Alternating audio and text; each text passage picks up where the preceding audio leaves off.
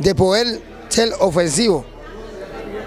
Un round, 2 rounds, 5 rounds, 8 rounds, 10 rounds, 2 asaltos. For years, Felix Trinidad wasn't just winning fights. He was rewriting what it meant to be a champion. But behind all the victories and cheers, there's one fight that still lingers in his mind. Which boxer truly pushed Tito to his absolute limit? Which rival challenged more than just his skill? The answer might surprise you, and it will make you rethink everything you thought about his legacy. Before we even get into the drama of grudges, rivalries, and the fighter Felix Trinidad truly could not stand, we need to talk about why his words still carry so much weight in the boxing world today. Felix Trinidad's legacy. Felix Tito Trinidad is one of those names in boxing that refuses to fade with time. When you talk about Puerto Rican boxing, his name stands right alongside legends like Wilfred Benitez and Miguel Cotto.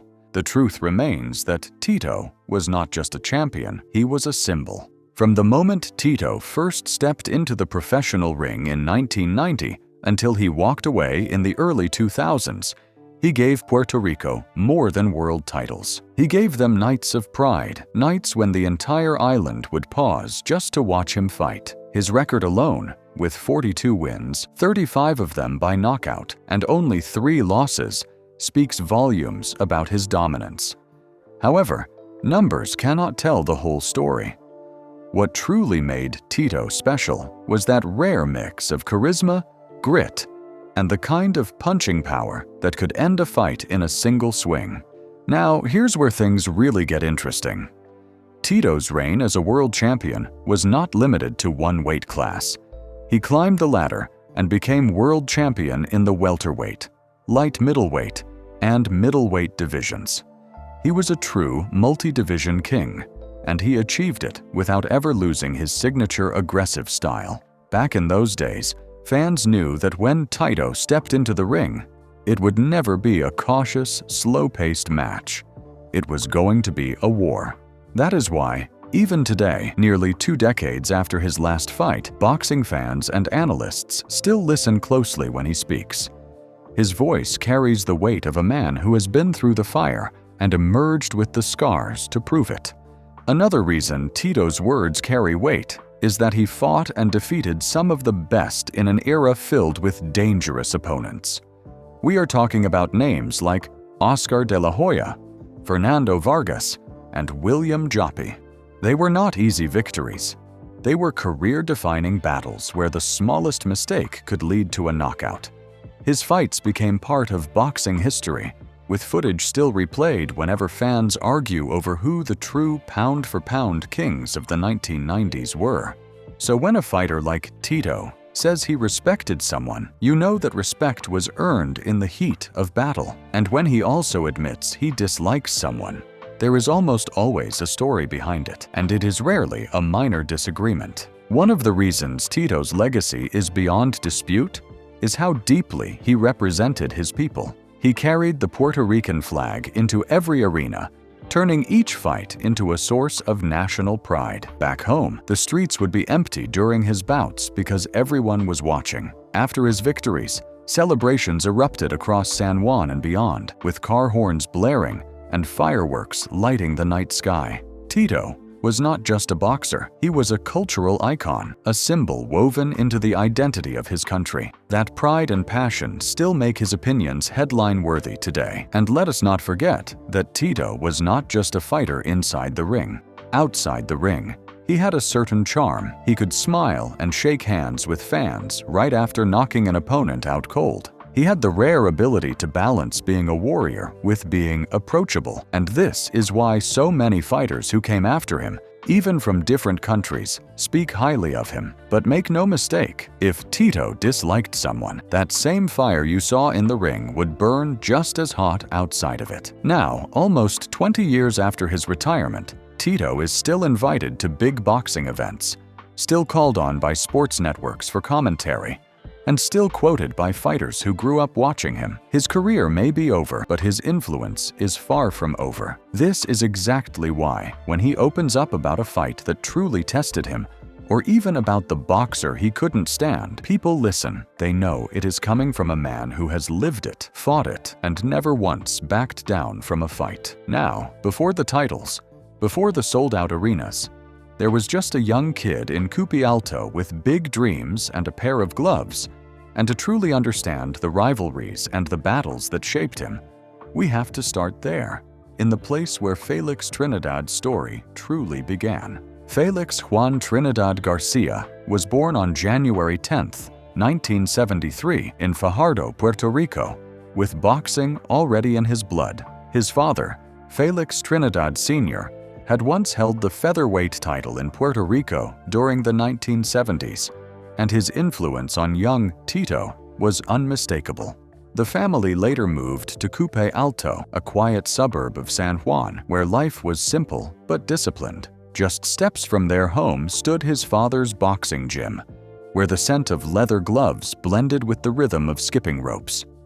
It was there, in that familiar space, that the making of a future legend quietly began. Tito began training when he was about 10 or 12 years old, depending on which source you read, with his father watching over every move. Even as a boy, there was something remarkable about him, from his footwork to his timing, and his dangerous left hook that seemed far beyond his age. For Felix Sr., boxing was never just a way to keep his son busy after school. He became both trainer and manager, sharpening Tito's skills and teaching him the discipline needed to survive in the unforgiving world of boxing. In the Trinidad household, boxing was not just a hobby, it was the future, and perhaps more than that, it was the family's legacy. As an amateur, Tito worked his way through Puerto Rico's competitive boxing scene with remarkable success. He won 5 national championships across 5 different weight classes: 100, 112, 119, 126, and 132 pounds,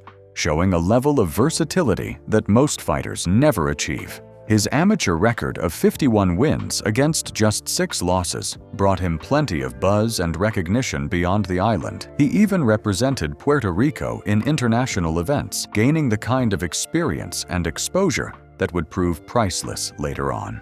Those early tournaments hardened his mentality and built the fight intelligence that became his trademark. By the time Tito was 17, he was ready to go professional. On March 10, 1990, he faced fellow debutante Angel Romero. The result was a second-round knockout that perfectly introduced the world to his raw power. From there, his rise was fast and furious, with 9 knockouts in his first 10 fights. His aggressive, come-forward style, forged through years of backyard training and amateur battles, translated beautifully under the bright lights of the professional stage. However, his journey was not without its challenges. In December 1991, he defeated Jake Rodriguez by unanimous decision, but broke his right hand in the process. The injury kept him out of the ring for 5 months, a difficult setback for a young fighter building momentum.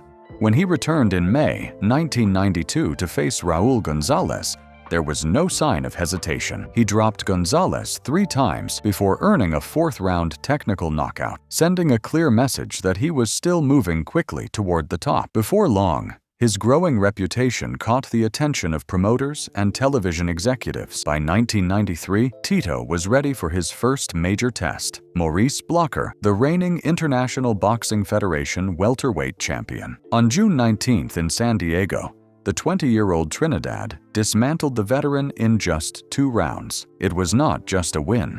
It was a statement. Almost overnight, he transformed from a rising prospect into a world champion. What kept people talking during these early years was not just his ability to win, but how he won. Tito combined ferocity with skill, breaking down opponents with sharp combinations while staying technically sound. Standing 5 feet 11 inches tall, with a 72-inch reach, and fighting in an orthodox stance gave him natural physical advantages. But it was his timing and ring intelligence that truly set him apart. He could read his opponents, spot their weaknesses, and make them pay. By the mid-1990s, Tito had become a regular in Las Vegas, the center of the boxing world. In 1994, he faced Hector Macho Camacho, a tough opponent known for his defensive style. During this match, Tito was quite patient, used his jab effectively, and controlled the ring to earn a convincing victory. It didn't end there. Later that year, he went up against the undefeated Yoriboy Campos, who had an impressive 56-0 record. Tito was knocked down in the second round, but he fought back fiercely and stopped Campos in the fourth round. That comeback showed everyone that Tito wasn't just a fighter. He was a powerful force who doesn't back down from fights easily. Tito's early years weren't just about winning fights. They were about showing the world that the boy from Cupi Alto was destined for greatness. However, every champion faces a moment that tests their everything, from their heart to their grit and to who they really are inside. So, what was that fight for Tito? Which opponent pushed him to his limits and truly tested him? Stay with us, because this is where things start to get really interesting. Tito was not the kind of fighter who picked easy opponents or coasted through his career. No, he faced some of the toughest, most dangerous names in boxing, each one bringing their own style, their own challenge. These were fighters you could not just outpoint or outlast. They were the type of strong-armed guys who were unpredictable and who could knock you out in a single punch if you were not careful. Every single one of them left a mark on Tito's legacy, whether he wanted it or not. Now, considering the big names Tito boxed, legends like Oscar de la Hoya or Bernard Hopkins, you would expect him to say one of them was the toughest. But when Tito talked about the fight that really pushed him to his limits, he surprised everyone by mentioning Fernando "Ferocious" Vargas. Vargas wasn't just any opponent. He was young, hungry, and fearless, and was known for his power and speed. He was ready to make a name for himself, and was not willing to let anyone, not even the now famous Tito, stop him. Growing up in California, Vargas earned a reputation for relentless aggression, always coming forward, never backing down. His rise through the ranks was quick, and by the time he faced Tito, plenty of people thought he might be the one to finally take down the Puerto Rican superstar. The bout took place on December 2, 2000 at the Mandalay Bay Events Center in Las Vegas. This was more than just a title fight. It was a showdown between two undefeated champions, both known for their raw power and fierce pride. Tito stepped into the ring as the experienced Puerto Rican star, carrying a perfect 38-0 record with 31 knockouts. Vargas, the confident young Californian, came in with an unblemished 20-0 record and 18 knockouts. The bout was fittingly named Forces of Destruction, a battle between generations that promised fireworks from the very first bell. The tension had been building for months. Tito had just claimed the light middleweight title, defending it successfully against tough opponents like David Reed and Mamadou Thiam. Vargas was coming off impressive wins over big names such as Yoriboy Campos, Winky Wright, and Ike Cordy. Both fighters were confident and ready for war, with Vargas eager to prove he could be the one to take down the seasoned Puerto Rican champion. Meanwhile, Tito maintained a calm composure, but assured, fully convinced that he would come out on top in what many expected to be the fight of the year. From the moment the bell rang, the fight exploded into pure chaos. Just 23 seconds into round one, Tito landed a powerful left hook that sent Vargas crashing to the canvas, his first knockdown ever. The crowd went wild, thinking it might be a quick night, but Vargas was not one of those boxers who shied away from fights or folded easily. Instead, he got up, only to be knocked down again just moments later, making 2 knockdowns in less than a minute. That is the kind of shock that gets everyone talking. Yet Vargas didn't give up. He got back up and kept fighting with everything he had. By round 4, he landed a sharp left hook that sent Tito to the floor, flipping the momentum and reminding everyone this fight was far from over. From that moment on, the fight became a brutal test of endurance. Both fighters exchanged heavy punches without giving an inch. Tito's powerful left hook kept landing, while Vargas focused on wearing him down with strong punches to the body. The match wasn't without its heated moments. Tito lost a point early on for a low blow that left Vargas down for nearly 3 minutes, and he was penalized again in the 6th round for another questionable shot. Vargas also lost a point in the 10th round for a foul. These tense moments only fired up the crowd more making it clear that everyone was witnessing something truly special. By the middle rounds, Tito started to control the fight with his game plan. He set the pace with sharp jabs and perfectly timed counters, pushing Vargas into making mistakes on defense. Vargas still landed some pretty strong punches, but he struggled to keep up with Tito's game plan. By the 11th round, Vargas's left eye was almost completely swollen shut. He looked desperate for a knockout to change the fight. Even with all the punishment, he refused to give up. Then came the 12th round, which was one of the most dramatic endings in boxing history. Tito smelled victory and launched a fierce attack. A quick left hook knocked Vargas down for the 3rd time that night. Vargas got up, tough as ever, but was dropped again seconds later by another hard hook. He managed to get up once more, but Tito kept coming. A final powerful combination finished with a strong right hand that sent Vargas to his knees for the 3rd time in that round. Referee Jay Nady decided it was enough and stopped the fight with half the round still to go. When the judges announced the scores, Tito's clear control of the fight was evident. The numbers read 103-100, 104-100, and 104-99 in his favor. HBO's Harold Lederman scored it 103-100, while the Associated Press gave Tito an even wider lead at 105-98. However, beyond the numbers, what made this fight memorable was the intensity. Tito's power met with Vargas's determination and the heavy toll it took on both men during those 12 rounds. For Vargas, the loss was difficult, but it earned him respect from fans and fellow boxers. He had stood toe-to-toe with one of the toughest competitors in boxing and never gave up. Fernando Vargas might have tested Tito's toughness in the ring, but there was another fighter who challenged him on a deeper level: his pride. This battle went beyond punches and rounds.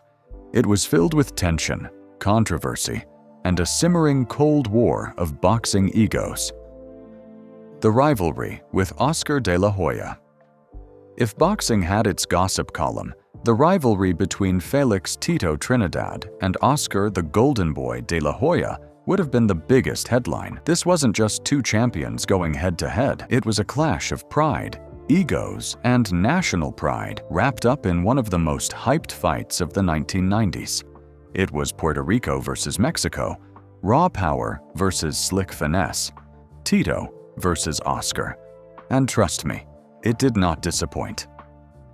Let's rewind to the late 90s when both fighters were undefeated, each holding world titles, and both had fan bases that adored them like royalty. Tito was the pride of Puerto Rico, known for his knockout power and a smile that could light up San Juan. De la Hoya was boxing's golden child, a star with Olympic gold and movie star looks. They were on a collision course, and the boxing world was buzzing, eager for the showdown. The fight was scheduled for September 18, 1999, at the Mandalay Bay in Las Vegas. It was a unification bout for the World Boxing Council and International Boxing Federation welterweight titles, famously billed as the Fight of the Millennium. HBO went all out with packed press conferences, non-stop promos, and fans from both sides already heated up, debating who would come out on top. You could feel the excitement and pressure everywhere, the kind of energy that makes it clear something big is about to happen. Tito's team accused De La Hoya of avoiding him for years, while De La Hoya's camp fired back, calling Tito overrated and saying he'd never faced anyone like Oscar. The buildup was intense and full of drama. The actual fight was a mix of a chess game and a street fight. In the first 8 rounds, De La Hoya was sharp, moved smoothly, throwing jabs, and landing clean combinations. Tito was pushing forward, but just couldn't land a clean punch on Oscar. Then things took a surprising turn. From the 9th to the 12th round, De La Hoya suddenly slowed down. He stopped throwing punches, started just circling, and gave Tito plenty of room to stay busy. Tito still didn't land any clean punches, but he kept moving forward. and the judges tend to favor that kind of pressure. De La Hoya's team was yelling for him to fight back, but he didn't respond. Some say he thought he was just shadowboxing or fighting an easy opponent. Others think he ran out of energy. Whatever the reason, that choice ended up costing him and became one of the most talked about moments in boxing history. When the final bell rang, the tension in the arena was electric. Everyone waited anxiously for the judges' scorecards. The decision came in as a majority, 115 to 113, 115 to 114, and 114 to 114. Felix Tito Trinidad had claimed the victory. Puerto Rico exploded in celebration, while Mexico was left in stunned silence. Oscar de la Hoya, clearly furious, left the ring without giving a post-fight interview. Meanwhile, Tito smiled broadly, proudly waving the Puerto Rican flag and basking in the moment of triumph. The aftermath of the bout was even more intense. De La Hoya firmly believed he had been unfairly judged and pushed hard for a rematch.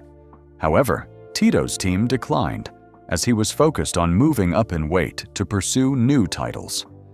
The rematch never happened, leaving fans debating the decision for decades. Even now, if you ask 10 boxing fans who won that fight, you will likely hear 10 different answers. That's how deep the rivalry and controversy remain. But the fight was about much more than the final score. It was about legacy. For Tito, defeating De La Hoya was the highlight of his welterweight career, proving he could outlast a skilled and popular opponent on the biggest stage. For De La Hoya, it was a blemish that stayed with him, a night that lingered despite his otherwise remarkable career. And we can't ignore the cultural significance behind this fight. It wasn't just Tito against Oscar, it was Puerto Rico facing Mexico, two proud boxing nations with fiercely loyal fans.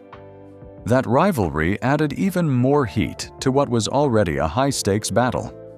Till today, Puerto Rican fans proudly chant, "Tito, beat Oscar whenever they get the chance." Meanwhile, Mexican fans keep arguing that Oscar was robbed. This fight has become part of boxing folklore. It is now more than just a match. It's a story passed down through generations. Years later, both fighters looked back on that night with mixed feelings. Tito stood by his victory, saying he earned it fair and square. Oscar, on the other hand, eventually admitted that he made a mistake by easing up in the last rounds. Still, the tension between them never fully went away. Even during Hall of Fame ceremonies and interviews, you can catch glimpses of that old rivalry flickering beneath the surface. Felix Tito Trinidad didn't just disappear after retirement. He chose to step away on his terms while staying deeply connected to Puerto Rico and the boxing world. Outside the ring, he has built a life centered on family, business, and giving back through his foundation. Fans continue to honor his legacy, and he remains a respected figure by mentoring young fighters and sharing the wisdom only a true champion can offer. Now, over to you, boxing lovers. Which fight do you think truly pushed Tito to his limits? And do you believe Oscar would have won if they'd had a rematch? Leave your answers in the comments below. Don't forget to like the video and subscribe to the channel. Thank you for watching, and don't forget to check out other videos on our channel.